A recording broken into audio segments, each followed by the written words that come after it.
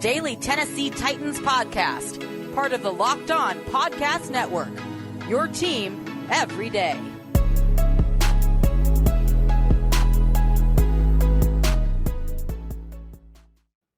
Welcome to the Locked On Titans podcast. I am your host, Tyler Rowland. Titans fans, this Football Friday edition of the Locked On Titans podcast is presented by the Peacock and Williamson podcast.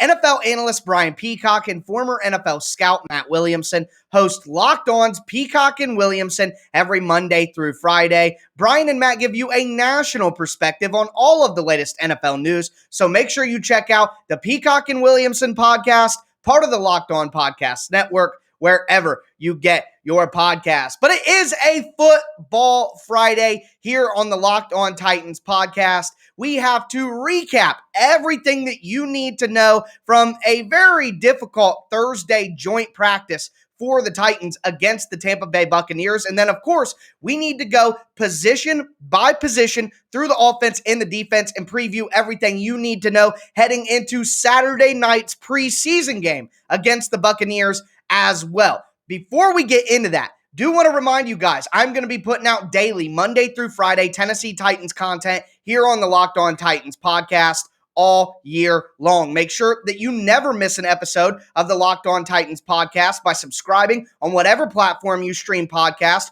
or subscribing to the Locked On Titans YouTube page. Make sure that you smash that notification bell so you know when any of my episodes go live. Check me out on Twitter at TicTacTitans, on Facebook at Locked On Titans Pod as well. But again, a lot to go over. A very tough day for the Titans in Tampa Bay. And then the Titans do have their second preseason game on Saturday night. We're going to get into all of that on this Football Friday edition of the Locked On Titans podcast. Titans fans, let's get it.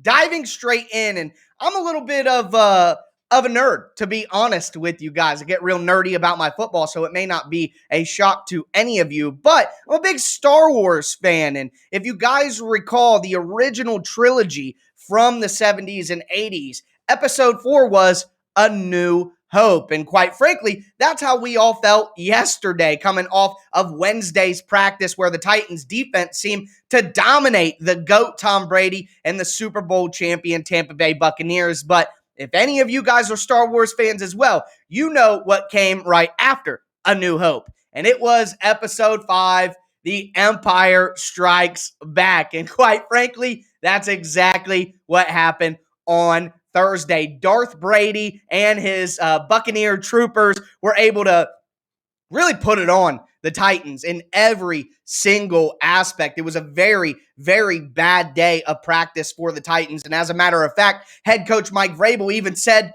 quote unquote, it sucked. The effort sucked. So anytime you got the head coach coming out and saying that the team sucked, you could take his word for it. And kind of breaking down everything that happened, it really started in one-on-one drills with the Titans defensive backs going up against the Tampa Bay Buccaneers number one wide receivers. First and foremost, Mike Evans. Mike Evans is one of the best wide receivers in the NFL. He showed it on Thursday. He dismantled anybody that the Titans put on him, specifically rookie Caleb Farley, who got a ton of work on Mike Evans. And unlike some of the highlights we saw on Wednesday, Farley wasn't as effective on Evans on Thursday. Evans was giving everyone the business, though, and every single report, whether it came from Titans beat writers, whether it came from Tampa Bay folks, all of it just said that Mike Evans was unguardable. And along with Mike Evans, Chris Godwin, the other wide receiver, was just balling out there as well. The Titans couldn't stop either of those guys, and quite frankly, most of the NFL was unable to stop both those guys for most of last year. But it wasn't just the wide receivers. Rob Gronkowski tore the Titans secondary, their safeties, their linebackers apart on Thursday. So Mike Vrabel was right. It sucked. The Buccaneers won most of the team periods. There was a end of the game drill, basically, where the game is on the line at the end. Ryan Tannehill threw an interception at the goal line to Levante David, while Tom Brady's squad went 3 for 3 and got touchdowns on every single one of those. The second groups went in. Logan Woodside, 2 for 2. 2 interceptions. So he threw back-to-back interceptions basically to end practice. So leaving a bad taste in the mouth of every Titans player and all of the Titans coaches. Now, the next big part of practice on Thursday outside of the Titans just getting beat squarely, handily on offense and defense, the next big thing is the fights. Fight, World Star. There were 5, count them, 5 altercations on Thursday. Things got started when Antonio Brown got mad at Chris Jackson, Titans cornerback, for being a little handsy in a one-on-one drill. And Antonio Brown ended up ripping off Chris Jackson's helmet and cold clocking him right in the mouth. I mean, it's well documented. The pictures are everywhere. Antonio Brown definitely caught him. And some Titans fans are calling it a sucker punch. I'm sorry, but if you're right in somebody's face, you rip their helmet off their head and then punch them in the mouth, nothing about that is a sucker punch. Quite frankly, Chris Jackson was the worst cornerback in the NFL last year. He's embarrassing the Titans getting cold clocked out on the practice field. He's going to make the roster, and I'm not going to be happy about it. Just want to throw that out there. But also, Fred Brown and Tampa Bay Buccaneers Herb Miller got in a fight during special teams. Nick DeZubnar and KJ Britt, the linebacker from Tampa Bay, got in an altercation during special teams. Also, Devin White, the inside linebacker for the Buccaneers, slammed down Jeremy McNichols during a team period, which caused wide receiver Cam Batson to get into his face.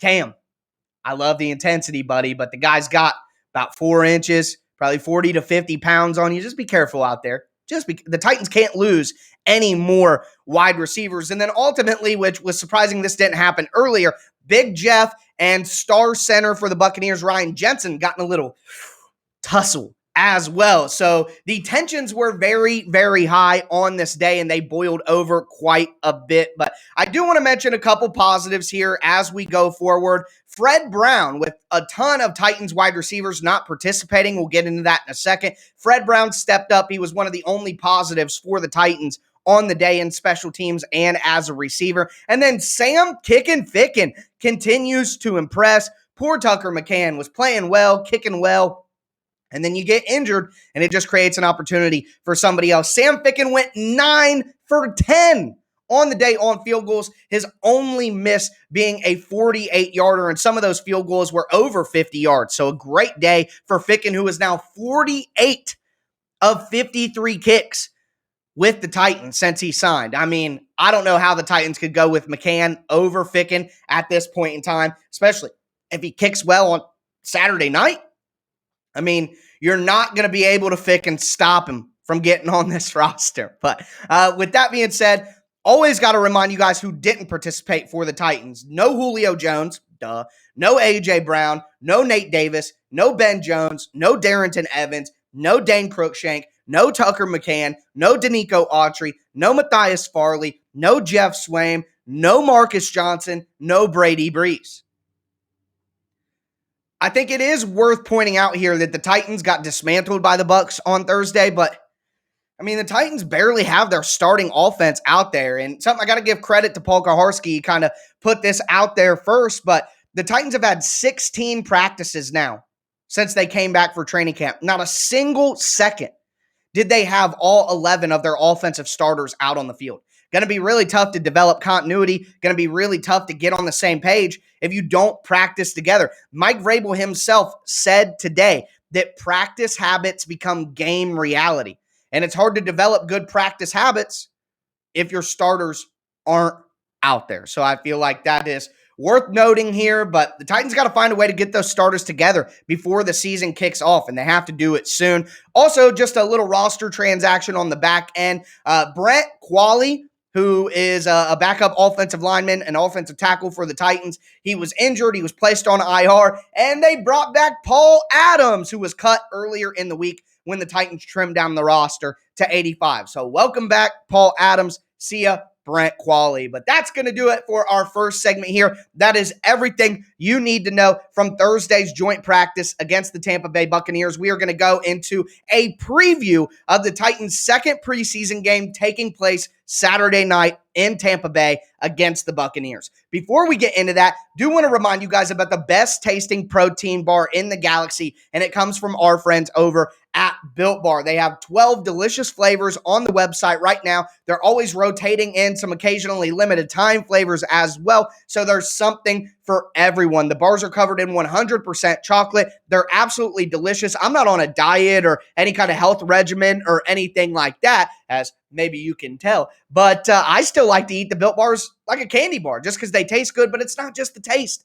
They are healthy for you as well. Low calorie, low sugar, high fiber, high protein. Make sure that you check out all of the different flavors Built Bar has available by going to BuiltBar.com and using the promo code LOCKED15. That's promo code LOCKED15, and it'll get you 15% off on your next order at BuiltBar.com.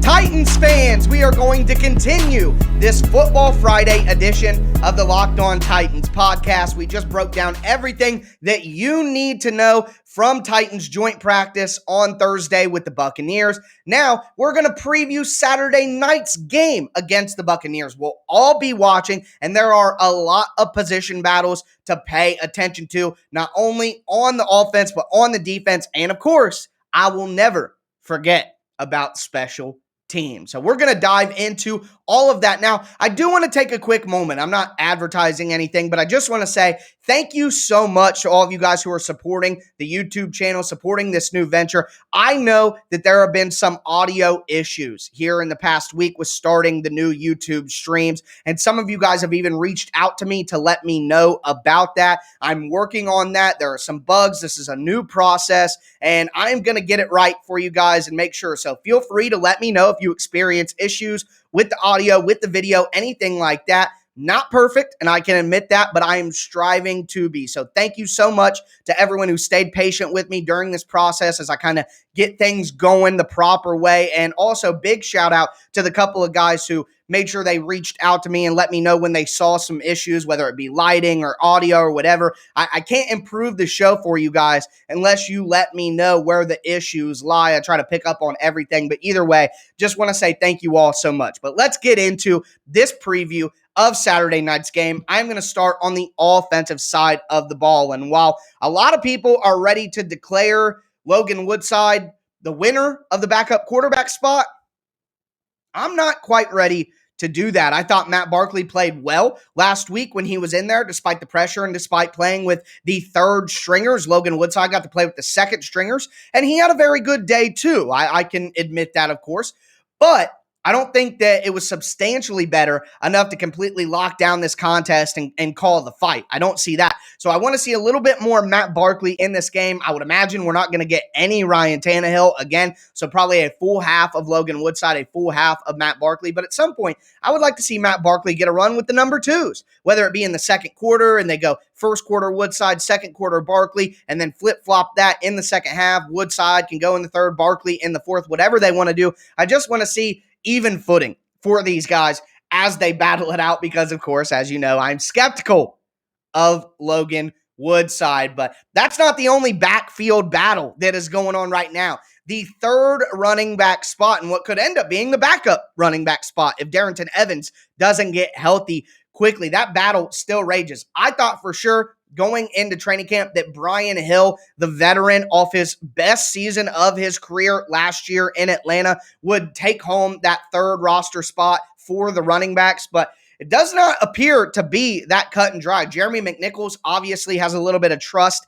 in the organization, and then undrafted free agent running back Mekhi Sargent out of Iowa has been the most impressive running back to me so far in the Titans' first preseason game. So he could carve himself out a role there as well. At wide receiver, where all of the competition is really taking place, the depth questions here. You got Chester Rogers, who I think is on his way to securing a roster spot because of what he adds not only as a receiver in the slot, where the Titans are using him a lot, but also as a punt returner. Marcus Johnson, did he get a maintenance day? If Marcus Johnson is getting maintenance days during joint practices, he made the roster. That's all there is to that. So is he hurt? Was it a maintenance day? We will probably find out on Saturday if he's able to go out there. And with the competition going on with the wide receiver group, I don't see how anybody can willingly miss practice time or game time at this time. Also, do have to mention Nick Westbrook, Akina. He actually played okay on Thursday, but not enough for me to throw him in our first segment. So he's got to continue to battle it out. You got Josh Reynolds, AJ, Julio, all big physical wide receivers ahead of him. So he's going to have to continue pushing and be good on special teams. But we'll talk about that a little bit later. You still got Cam Batson, who's fighting with Chester Rogers for those slot receiver spots. Fred Brown, Mason Kinsey, the rookies, Des Fitzpatrick, and Racey McMath. Keeping our eye on that wide receiver group is going to be incredibly important. It's not the only pass catchers we got to watch, though, at wide receiver. We got to check out the tight end group. Who is going to win that third tight end spot? We know Jeff Swaim. We know Anthony Ferkser. But outside of that, with the signing of Luke Stalker, I thought, yeah, they're going to go with the veteran who they've had in the organization before. But I wasn't very impressed with what Stalker did out on the field on Friday night. And I was impressed by Tommy Hudson. And Tommy Hudson is known as a blocking tight end, but he has a little bit more ability to be a receiver than Luke Stalker. And that versatility might give him a head above. Got to pay attention to which tight end gets the most targets while those two are out there together, which tight end is being used in which ways. Make sure that you pay attention to number 85, Luke Stalker, number 89, Tommy Hudson at tight end. Of course, you have Miller Forrestall, Kraken Miller. It's Forrestall time. I don't think that he's going to have a chance to get up in that third tight end spot, but with good play could end up on the Titans practice squad, and who knows? They could keep 4 tight ends, and he could slide in there. Jared Pinkney seems to be at the bottom of the depth chart right now, so hard to consider him in that race, but he probably has the most natural talent of any of the guys that I just named at tight end, so you can't rule him out. On the offensive line, a lot of good competition taking place there, especially at tackle. Quessenberry at right tackle. Watch him. Can he be the starting right tackle for the Titans with Ty Sambrilo coming back from injury? Kendall Lamb is injured right now. Dylan Radins, as a rookie, has been up and down. Quessenberry started at right tackle in the last preseason game, so got to watch him. He's definitely going to be an option, but will Ty Sambrilo play in this game? It does appear that he was getting reps, full go reps during joint practices. So if Ty Sambrilo is able to go out there, are they going to start Sambrilo at left tackle because Taylor Lewan probably not going to play in the game? Are they going to start Sambrilo at left tackle and then have Quessenberry at right tackle? Or do they want to get a look at Sambrilo at right tackle so they know what that looks like? The Titans are not answering a lot of questions right now. I know that they're trying to keep everybody healthy, but you have to have some answers at some of these position battles going into the year so you know who needs to be on the roster and what roles they need to fill. And with all of the players sitting out of practice every single day, I don't see how the Titans are going to be able to answer those questions. They need to get on that soon. There's still about 3.5 weeks before the season starts, but they don't have a lot of time. Also, on the interior, Daniel Murner has really been struggling throughout camp with his snaps. I thought he was pretty bad in Friday night's game against Atlanta. So, will Cole Barnwart, the undrafted free agent from Iowa, be able to take his spot on the roster? Something to watch for. Barnwart, I thought, played better than Murner in that last game. And obviously, keep your eye on Dylan Radins, the rookie, number 75, at right guard to start, moving out to tackle throughout the game. He could be the Titans' longtime starter at right tackle, so any evaluation we can have on him will be a good one. But we are going to dive into the defensive side of the ball and special teams to cap off this Football Friday, previewing Saturday night's preseason game number 2 for the Titans. Before we get into that, though, do want to remind you guys about betonline.ag. It's that time of year again, and all eyes are turning to football as teams get back on the gridiron to start the season. As always, betonline.ag is your number one spot for all your pro and college football action. Get all the updated odds, props, and contests, including the $500,000 NFL Mega Contest and the $200,000 NFL Survivor Contest that are both open right now at BetOnline. Head to the website. You can use your mobile device or your laptop. Sign up for free today. And when you do sign up, make sure that you use the promo code LOCKEDON, and you'll actually get a 100% welcome bonus. They are literally matching every dollar that you deposit. Be sure to take advantage of their opening day super promo. Make a bet on Thursday, September 9th, season opener game between the Super Bowl champion Tampa Bay Buccaneers and the Dallas Cowboys. And even if you lose, your wager will be refunded up to $25. Bet online, the fastest and easiest way to bet on all your favorite sports. Go to betonline.ag today. Once again, use that promo code LOCKEDON for a 100% welcome bonus. BetOnline, your online sportsbook experts.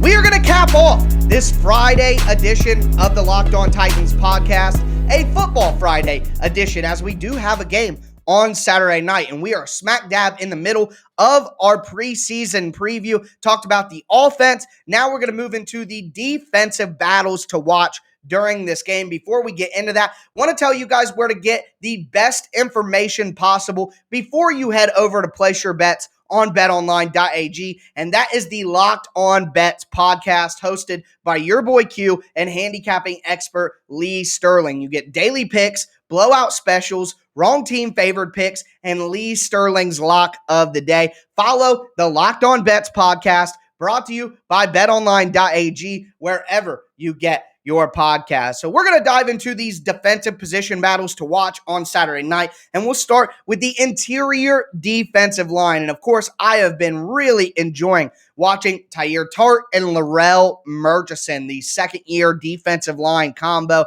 They've been impressive not only in the last preseason game, but also during training camp, during these joint practices. We've seen their names mentioned. So can't wait to watch them. Hope they're able to keep up that stellar play against a very stout interior offensive line of the Tampa Bay Buccaneers. Their starters probably aren't going to be playing, so I would imagine Larrell Murchison and Tyir Tart should be able to eat.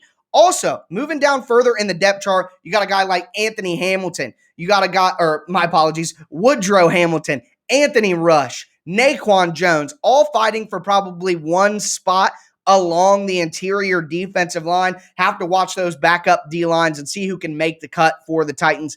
At edge, of course, we're all excited to see the Dream Weaver and Rashad Weaver, but John Simon, Derek Roberson, the Titans are going to count on these dudes. Remember the pass rush problems last year. Signing Bud Dupree and drafting Rashad Weaver doesn't solve that issue. They need improvements from Derek Roberson. They need Simon to be something. So got to watch those guys, making sure they're doing well. Wyatt Ray also played very well in the previous preseason game. Hopefully he's able to contend that. The Titans need as much reinforcements on the edge as possible.